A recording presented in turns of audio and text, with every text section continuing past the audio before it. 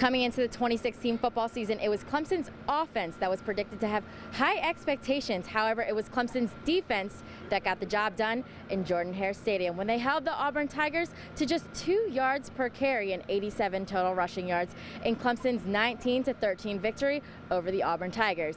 From Auburn, Alabama, I'm Kaila Burns-Heffner with 7 Sports.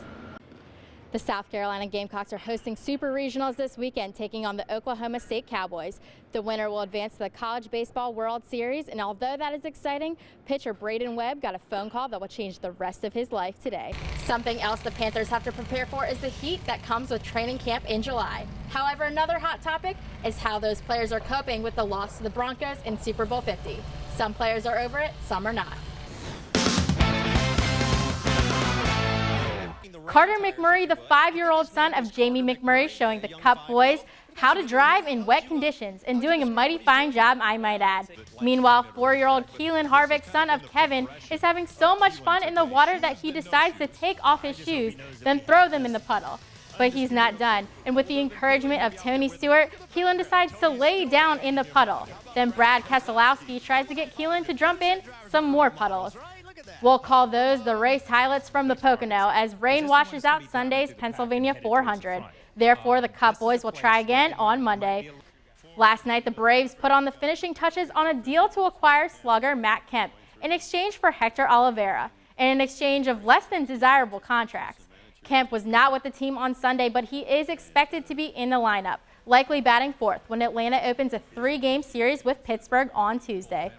The Panthers practiced for the 4th straight day this morning on the Wofford campus. According to various reports, Cam Newton was not as sharp as he had been the previous couple of days. And for the 2nd straight morning, linebacker Shaq Thompson picked off a Cam Newton pass. One day after a hold that received quite a bit of national attention, Texans wide receiver DeAndre Hopkins is back with the Texans, albeit without a new contract. Former Daniel High and Clemson standout said in a statement that he was disappointed the Texans organization elected not to enter into a contract negotiation to secure his future as a Texan.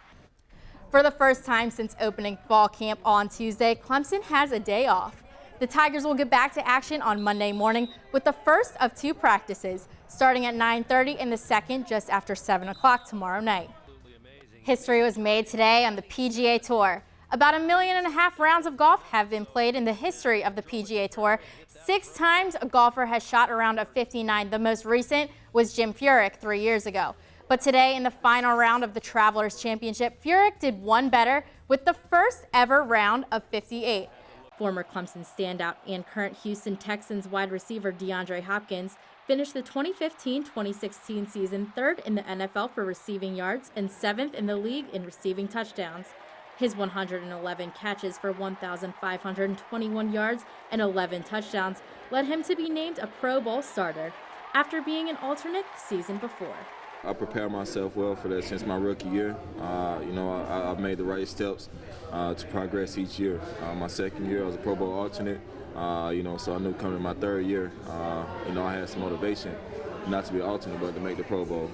For as great as he is on the field in Houston, Texas, DeAndre Hopkins also spends time giving back to his community in Central South Carolina, where he's giving out over 1,000 book bags to children from his hometown. Hopkins brought plenty of smiles and school supplies in his 3rd annual back-to-school giveaway, where he spent time signing autographs, meeting fans, and handing out backpacks at the Central Clemson Rec Center. The community has supported me throughout my career, in high school and college.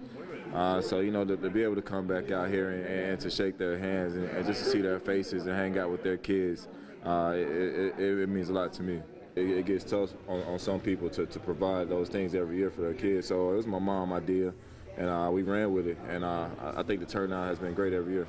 The former Daniel High School star also returned to his alma mater with former teammates Shaq Lawson, Deshaun Williams, and Jarvis Jenkins to host the 2nd annual football camp at the high school that bred the current NFL athletes. It's very cool. I couldn't sit here and say we predicted this when we were in high school, that we would all be in the NFL and giving the count back, but now that we are, it's cool. We all stay in touch. We're all like brothers. Even though we're on the same team, some of us rival teams, we still stay in touch. Just as he stays in close contact with the place where he launched his all-pro career.